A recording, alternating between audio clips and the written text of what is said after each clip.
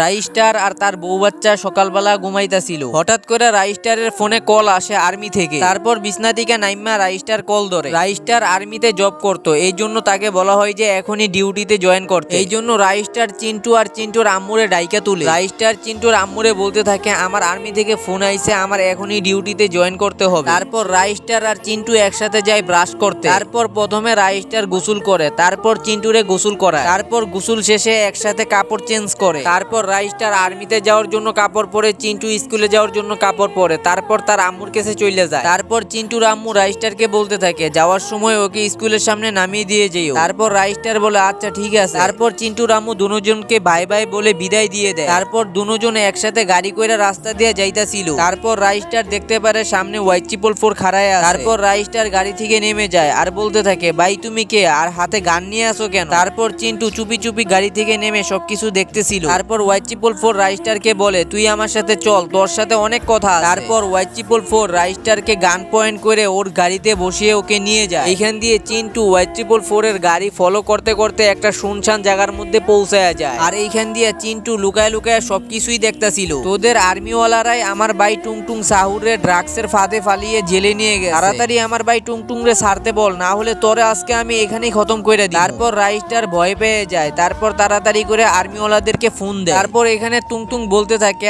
আমার ভাই আমারে যেমনি হোক এখান থেকে সারিয়ে নিয়ে যাবে। তারপর পুলিশের কাছে রাইস্টারের ফোন আসে আর রাইস্টার বলতে থাকে, তাড়াতাড়ি করে টুংটুং রে ছেড়ে দাও। কিন্তু সেটা দেখার আগে বন্ধুরা, আমার মনে হচ্ছে ফ্রি ফায়ার গেমটি খেলা আমার ছেড়ে দিতে হবে। ফ্রি ফায়ার প্লেয়াররা আমাকে কেউ সাপোর্ট করে না। প্লিজ বন্ধুরা ভিডিওতে লাইক করে একটা সাবস্ক্রাইব করে দাও। আর তুমি কত সাল থেকে ফ্রি ফায়ার গেমটি খেলো অবশ্যই কমেন্টে বলে যাবে, আমি দেখতে চাই আমার সাবস্ক্রাইবাররা কত সাল থেকে গেম খেলে। তা না হলে টুংটুং এর ভাই আমারে এখানেই মেরে ফেলবে। তারপর পুলিশ বলতে থাকে, এখান থেকে ভাইগা যা, কিন্তু একটা কথা মনে রাখিস, পরের বার আর ছাড়বো না। তারপর টুংটুং বলতে থাকে, আমি বলছিলাম না আমার ভাই আমারে এখান থেকে সারিয়ে নিয়ে যাবে, এখন আমি এখান থেকে বেরিয়ে তোদের এক একটার খবর করে ফেলবো। চিন্টু এখনো লুকায় লুকায় সবকিছু দেখতেছিল আর ওইখান দিয়ে টুংটুং ঘরের মধ্যে ঢুইকা যায়। চিন্টু একটু কাছে গিয়া দেখতে পারে ওরা দুইজন হাসাহাসি করতেছে। তারপর টুংটুং বলতে থাকে, ওকে এখন মেরে ফেলতে হবে, কারণ ও আমাদের আস্তানা জেনে ফেলছে আর আমাদের কাছে অনেক ড্রাগস আছে, এগুলো ধরা খায় গেলে অনেক লস হয়ে যাবে। তারপর রাইস্টার বলতে থাকে, আরে ভাই আমি তো তোমাদের কাম করে দিলাম, কিন্তু আমার সাথে এইভাবে বেইমানি কেন করতেছো আর আমাকে মারতে কেন চাচ্ছ,